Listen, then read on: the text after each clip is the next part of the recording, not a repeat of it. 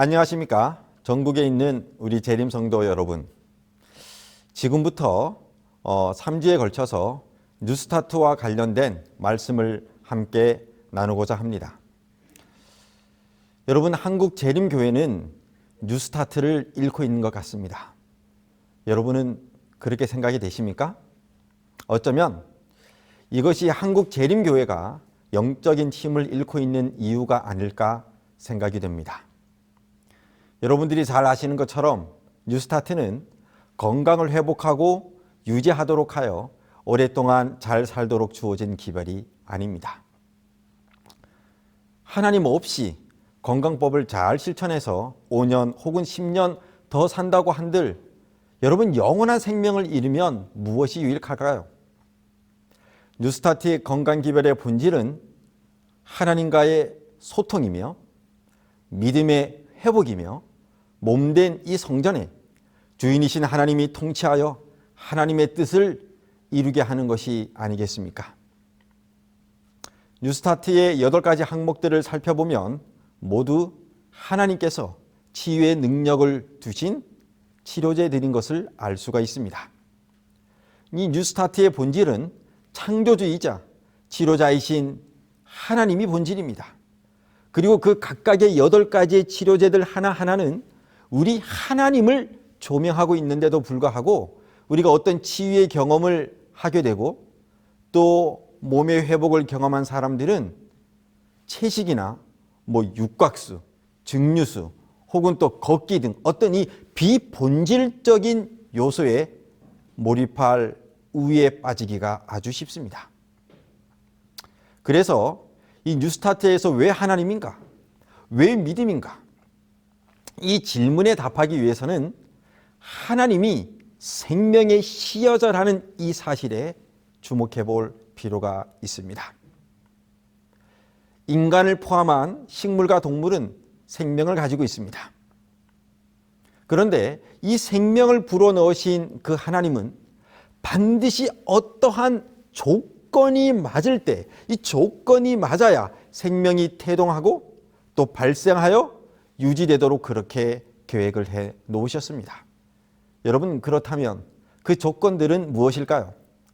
식물의 생명과 유지를 위해서는 여러분 뭐가 필요하죠? 물과 햇볕과 공기, 그리고 영양과 절제가 필요합니다.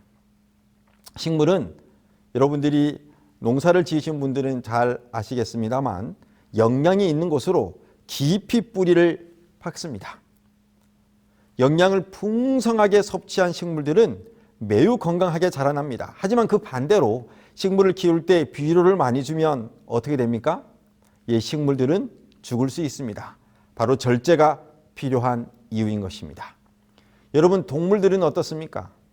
이 동물들도 생명력을 태동시키고 유지하기 위해서는 앞서 말한 식물의 조건들, 곧 물, 햇볕, 공기, 영양, 절제, 이것 포함해서 거기에 2가지를 더해야 되는데 그것이 바로 운동과 휴식입니다.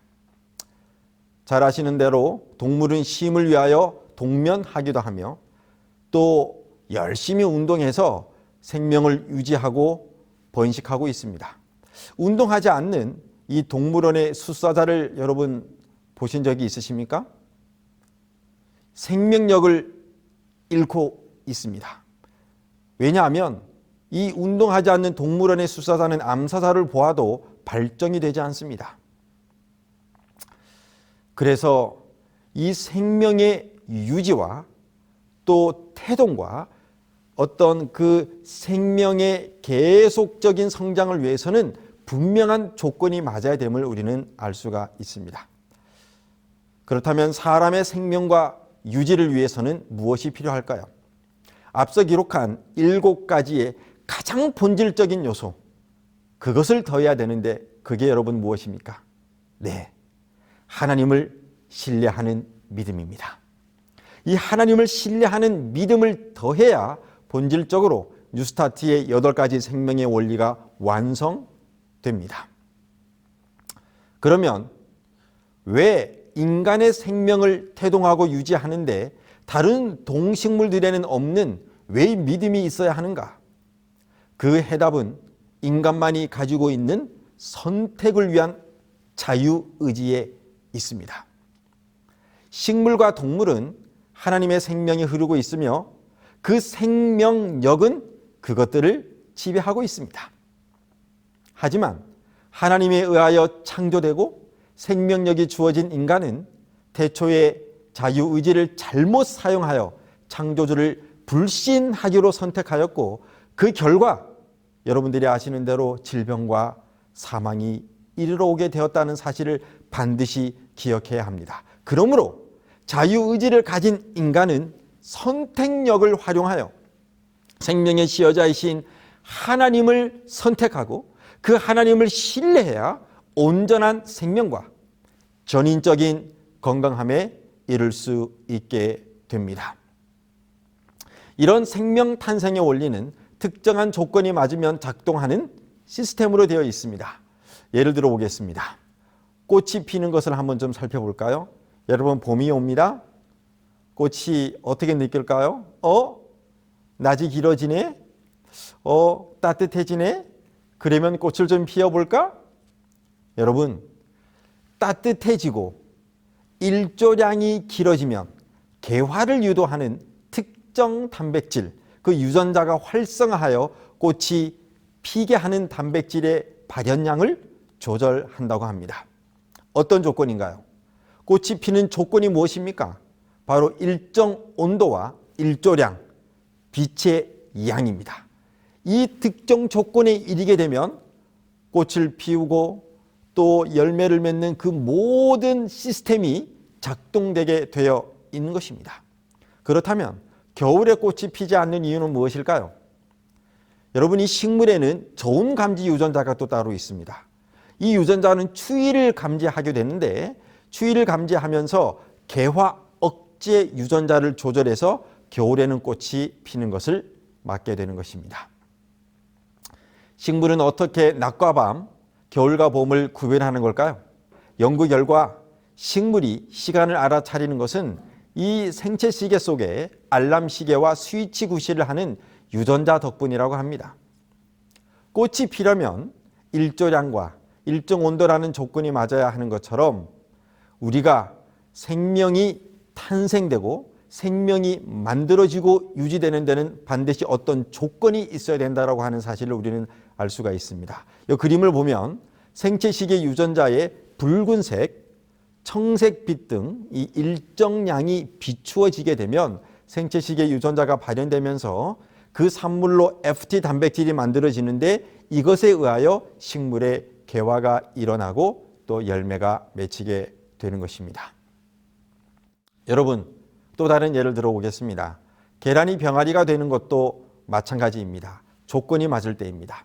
계란은 온도가 올라갈수록 부패가 빨리 이루어지고 자연 상태에서는 썩게 됩니다. 그런데 이상하게도 어미달개 체온인 38도에 이르게 되면 더 이상 썩지 않고 놀라운 변화가 시작됩니다. 썩기는커녕 오히려 생명이 발생하게 되는 것이죠. 38도의 온도를 21일 동안 유지할 뿐만 아니라 또 하나의 조건이 있는데 그게 뭔가 하면 전란이라고 하는 것입니다. 이 전란이라고 하는 것은 알을 돌려주는 행위를 말합니다. 그런데 그 행위를 하지 않으면 어떻게 될까요? 아마 부화하고 있는 그 병아리의 생명이 아마 위태해질 수 있습니다. 혈관이 눌려서 혈액순환이 안 되어서 죽을 수도 있게 되는 것입니다. 이렇게 38도, 21일 전란이라는 기본 조건이 맞춰져 있을 때 계란 안에 있는 놀라운 생명 유전자가 발현되기 시작하면서 신기할 정도로 정확한 일정표에 의하여 병아리의 뼈와 장기, 세포들을 만들어 나갑니다. 그리고 여러분, 삶은 계란 드셔보셨죠? 이 삶은 계란 안을 보면 어느 정도 빈 공간이 있게 되는 것을 발견하게 될 것입니다. 아이고, 이게 꽉 차 있으면 좋을 텐데 왜 이렇게 계란에 빈 공간이 있지? 라고 혹시 섭섭하게 생각했던 적은 여러분 없으십니까? 여러분, 그런데 그 이유가 뭔지 아시나요? 바로 그 비어있는 부분, 이것이 공기주머니입니다. 여러분 생각해 보세요. 병아리도 계란 안에 있을 때 숨을 쉬어야 합니다. 그렇지 않다면 죽을 겁니다. 부화할 때 계란을 깨고 병아리가 나오기까지의 모든 산소까지도 그 안에 준비되어 있다고 하는 사실입니다. 여러분 놀랍지 않습니까? 그리고 부화되어 나와서 안 먹어도 될 만큼 적절한 영양도 계란 안에는 들어있음을 우리가 알 수가 있습니다. 하지만 이 계란과 관련된 아무리 완벽한 조건이 다 들어맞는다라고 할지라도 생명의 발현이 이루어지지 않고 썩어버리는 경우가 있는데 바로 무정란을 품으면 그렇게 됩니다. 이 수컷 유전자가 빠지고 암컷의 유전자만 있는 이 계란 안에는 생명을 발현시키는 능력이 없습니다. 바로 무정란이죠. 자, 콩을 한번 좀 살펴보도록 하겠습니다. 여러분, 콩 안에도 생명 유전자가 있습니다. 이 유전자가 발현되는데도 조건이 필요하죠. 양분이 있는 땅에 심겨져야 하고 적절한 수분이 유지되어야 하며 또 햇빛이 공급되어야 합니다. 이러한 조건이 맞을 때 콩의 생명은 발화되어 뿌리와 떡잎, 줄기가 올라오고 그 줄기에서 가지와 잎사귀가 나오며 꽃이 피고 열매가 맺히게 되는 것입니다. 그런데 제가 질문 하나 드릴게요. 이 콩을 땅에 심지 않고 물만 주고 또 햇볕을 보지 않게 하면 어떤 일이 이루어질까요? 여러분, 그 콩 안에는 콩이 나무로서 자라게 되고 또 꽃을 피워 또 다른 콩이라고 하는 열매를 맺힐 모든 생명력이 갖추어져 있는데도 불구하고 조건이 맞지 않기 때문에 콩은 열매를 맺히는 것이 아니라 비빔밥이나 국에 들어가는 콩나물밖에 안 되는 것입니다. 씨마다 그 종류대로 열매를 맺는다. 씨가 올바른 조건 하에 심어지면 곧 발화해서 그 식물 속에 있는 자신의 생명을 자라게 한다. 실물교훈 38쪽입니다. 바로 조건이 맞을 때 그 씨가 생명을 태동하는 것을 이야기하고 있습니다. 여러분, 사람은 애초에 120년 정도를 살다가 죽음을 맞도록 디자인되지 않았습니다. 사람은 영원토록 살도록 디자인되었고 영생을 살면서 또 행복하고 기쁘게 살도록 그렇게 창조되었습니다. 그러나 그렇게 창조된 사람에게는 한 가지 동물과 식물에게는 없는 매우 중요한 능력을 활용했어야 했는데 그것이 바로 자유의지를 통한 창조주 하나님이요 생명의 시여자이신 그분을 믿고 그분과 사랑의 관계 속에 있는 것입니다. 여러분, 뉴스타트의 면면을 살펴보게 되면 물을 마시는 것도 중요할까요? 그러나 그것 또한 선택입니다. 우리가 어느 정도 나이가 들게 되면 갈증을 느끼지 못합니다. 습관적으로 마셔야 되는데 우리의 선택이죠. 채식을 하는 것도 육식을 하지 않는 것도 우리의 선택입니다.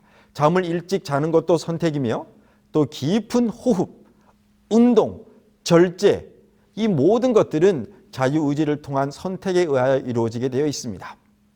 이는 모든 생명의 원천이 바로 하나님께 있기 때문입니다. 하나님을 생명의 원천으로 이야기하고 있는 성경 말씀의 기초를 이루는 깊은 진리를 이해해야 한다. 하나님께서는 만물의 창시자일 뿐 아니라 모든 살아있는 것들의 생명이시다. 햇빛, 깨끗하고 맑은 공기, 음식물 등은 우리의 몸을 구성하고 힘을 유지해주는 중요한 요소들로서 모두 하나님께서 주시는 생명의 원천들이다. 우리가 시간마다 순간마다 생존하는 것은 그분의 생명력 때문에 가능한 것이다 라고 기록되어 있습니다. 여러분들, 하나님을 믿던 믿지 않던 생명의 근원은 하나님께로부터 옴을 알 수가 있는 것입니다. 하지만 뉴스타트의 요소들을 지킬 때 생명의 본질이며 생명의 시여자이신 하나님을 신뢰하지 않는다면 나무가 되어 꽃이 피고 콩의 열매를 맺힐 콩나무가 되어야 할 인생이 콩나물밖에 되지 않는 인생을 사는 것을 의미하게 되는 것이죠. 영혼을 살아야 될 사람이 찰나의 인생, 길어봐야 120년 정도밖에 살지 못하는 인생이 되는 것입니다. 계란은 노른자의 생명 유전자가 있고 콩에는 씨눈의 생명 유전자가 있습니다. 사람은 이 생명 유전자가 존재하는 장소가 어디일까요? 이 생명 유전자가 존재하는 곳은 마음입니다. 잠언에 보게 되면 무엇보다 무엇을 지키라고요? 내 마음을 지키라. 이는 생명의 근원이 마음에서 흘러나온다고 기록되어 있습니다. 그렇다면 그 생명 유전자 그 자체는 무엇일까요? 바로 하나님의 아들 예수 그리스도이십니다. 아들이 있는 자에게는 생명이 있고 하나님의 아들이 없는 자에게는 생명이 없느니라 라고 기록이 되어 있습니다. 마치 계란의 무정란이 아무리 조건이 맞아도 생명이 없으면 썩어버리는 것처럼 인간도 뉴스타트를 아무리 해도 마음 안에 생명의 근원 되시고 시여자 되시는 예수 그리스도가 없으면 영생을 살도록 디자인된 우리 사람의 그 생명의 회복이 일어나지 않게 되는 것입니다. 영생을 살도록 디자인된 그 DNA가 회복되지 않는 것입니다. 동물과 식물의 생명은 특정 조건 하에서 하나님의 생명력에 순응하고 있습니다. 여전히 생명력이 흐르고 있는 이 천연계의 이 생명력이 타락한 우리에게 다시 임하는 방법에 대하여 신물교훈은 이렇게 기록하고 있습니다. 우리가 마음을 그리스도께 온전히 바치면 그는 비와 같이 땅을 적시는 늦은 비와 같이 우리에게 임하실 것이다. 그는 의의 태양으로서 치료하는 광선을 바라며 우리 위에 떠오를 것이다. 우리는 백합화같이 필 것이요 곡식같이 소생할 것이며 포도나무같이 꽃이 필 것이다. 실물교훈 67쪽입니다. 이 실물교훈은 우리의 마음은 어떤 마음이에요? 바로 이 생명 유전자가 생명의 근원이 있는 바로 그곳입니다. 바로 그곳에 생명의 시여자이시며 창조주이신 그 하나님께 우리의 마음을 전적으로 바칠 때 천연계에서 작동되고 있는 그 생명력이 우리에게도 똑같이 임하여 우리의 훼손된 DNA는 치유되고 생명의 놀라운 능력이 우리 안에 소생될 것이라고 이야기를 하고 있습니다. 이렇게 뉴스타트의 7가지와 하나님을 믿는 이 8번째 이 온전한 믿음, 하나님을 신뢰하는 그것을 가지게 될 때 성경에 예수님의 재림 때 우리의 몸이 호련히 변화될 것이라고 이야기를 하고 있는데 그것이 바로 무엇입니까? 바로 영원한 생명으로 우리의 타락한 이 몸이 죽을 수밖에 없는 이 유전자가 바뀌게 되는 것입니다. 육식 대신 채식을 선택하고 백미 대신 현미를 선택하며 운동을 효과적으로 실천하며 절제 생활을 우리의 의지로 잘 지키게 된다면 건강에 분명한 유익이 있습니다. 그러나 건강의 유익을 얻는 것이 건강기별의 본질이 아닙니다. 이 구원이라고 하는 이 본질을 이루기 위해서 창조 때부터 주어진 이 영생 유전자를 깨워야 합니다. 땅에 묻힌 씨가 발화되기 위해서는 수분과 태양의 온기가 필요하지만 본질적으로 창조주께서 보내는 이 정기가 있어야 된다라고 신물교훈은 이야기를 하고 있습니다. 씨에는 생명이 있고 땅에는 능력이 있다. 그러나 무한하신 능력이 밤낮으로 역사하지 아니하면 씨는 아무런 수확도 내지 못한다. 바싹 마른 밭에 수분을 주기 위하여 비가 내려야 하고 태양이 온기를 보내주어야 하고 땅에 묻힌 씨에는 정기가 전달되어야 한다. 마지막에 다 같이 읽겠습니다. 창조주께서 넣어주신 생명은 오직 누구만이? 창조주만이 불러낼 수 있다. 실물교훈 63쪽입니다. 뉴스타트에서 믿음이 있어야 하는 본질적인 이유는 창조주께서 넣어주신 이 생명은 오직 창조주만이 불러낼 수 있기 때문입니다. 말씀을 마치겠습니다.